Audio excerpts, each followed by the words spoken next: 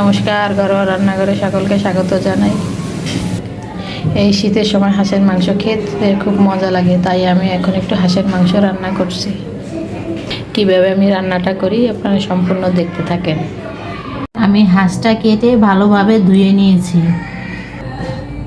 মাংসটা আমি ছোট ছোট করে কেটে নিয়েছি। ছোট কাটলে মশলাটাও ভালো ভিতরে ঢুকে।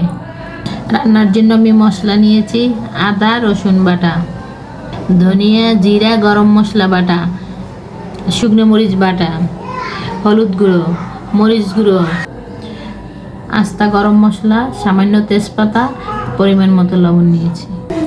এক বাটি পেঁয়াজ কুচি নিয়েছি। আমি কিভাবে রান্না করি আমার রান্নাটা সম্পূর্ণ দেখবেন। কড়াই বসিয়ে নিয়েছি, এখন আমি সাদা তেল দিব কড়াইয়ে। এখন আমি পেঁয়াজ কুচিটা দিয়ে দিচ্ছি। পেঁয়াজটা আমি ভালোভাবে ভেজে নিব। এবার আমি তেজপাতা দিয়ে দিচ্ছি, আস্ত গরম মশলা দিয়ে দিব। এবার আমি আরেকটু ভালোভাবে নেড়ে চেড়ে নেব। পেঁয়াজটা হালকা বাদামি ভাজা হবে। পেঁয়াজটা আমার ভাজা হয়ে গেছে। এবার একটু সামান্য পানি দিয়ে দিব। এবার আমি অন্যান্য মশলা দিয়ে দেব। এটা দিয়ে দিলে বন্ধ করে দিবেন, বুঝছেন? আদা বাটা, রসুন বাটা, জিরে ধনে বাটা, গরম মশলা বাটা একসাথে দিয়ে দিয়েছি। এবার ভালোভাবে নাড়িয়ে নেব।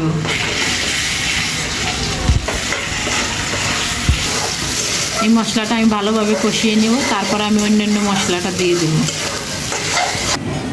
শুকনো মরিচ বাটা, হলুদ গুঁড়ো 2 চামচ, হলুদ গুঁড়ো, মরিচ গুঁড়ো 2-3 চামচ, মরিচ গুঁড়ো, স্বাদ মতো লবণ। এবার আমি মশলাটা ভালোভাবে নাড়িয়ে চাড়িয়ে নেব। ভালোভাবে কষিয়ে নেব। এটা দেখি একটু এবার আমি সামান্য পানি দিয়ে কষিয়ে নেব, ভালোভাবে কষিয়ে নেব।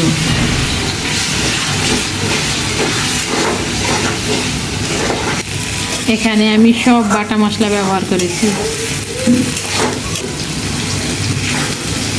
দেখেন কালারটা অনেক সুন্দর আসছে, মশলাটার কালারটা।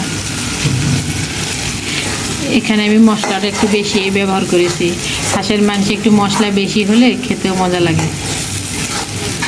হাঁসের মাংসে শুকনো মরিচের গুঁড়াটা একটু বেশি দিয়েছি। ঝাল ঝাল হাঁসের মাংস খেতে খুবই মজা লাগে। কালারটা দেখেন কত সুন্দর আসছে। মশলাটা কষানো হয়ে গেছে, এখন আমি হাঁসের মাংসগুলো দিয়ে দেব।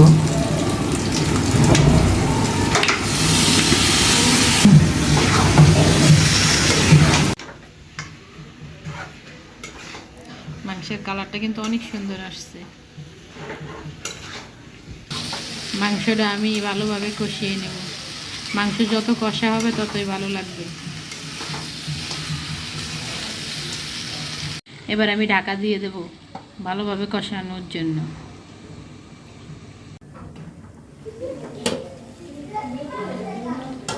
মাংসটা আমার কষানো হয়ে গেছে। এবার আমি পানি দিয়ে দেব। এবার আমি ঢাকা দিয়ে দেব ভালোভাবে সিদ্ধ হওয়ার জন্য। দেখি এখন মাংসটা কেমন হয়েছে।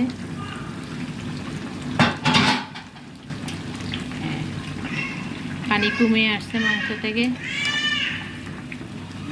কালারটা অনেক সুন্দর হয়েছে। সারা ঘর ঘ্রাণে ভরে গেছে।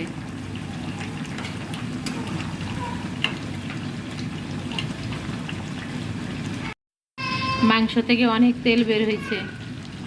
দেখেন কত সুন্দর তেল বের হয়েছে। আমাদের তেল তেমন একটা ব্যবহার করা হয় নাই। মাংস রান্না হয়ে গেছে, এখন আমি নামিয়ে নেব। মাংসের ঝোলটাও কমে গেছে, মাংসটা মাখা মাখা হয়েছে। কালারটাও খুব সুন্দর আসছে। আমার রান্নাটা যদি ভালো লাগে একটা লাইক কমেন্ট শেয়ার করে দেবেন। সাথে সাবস্ক্রাইব করতে ভুলবেন না।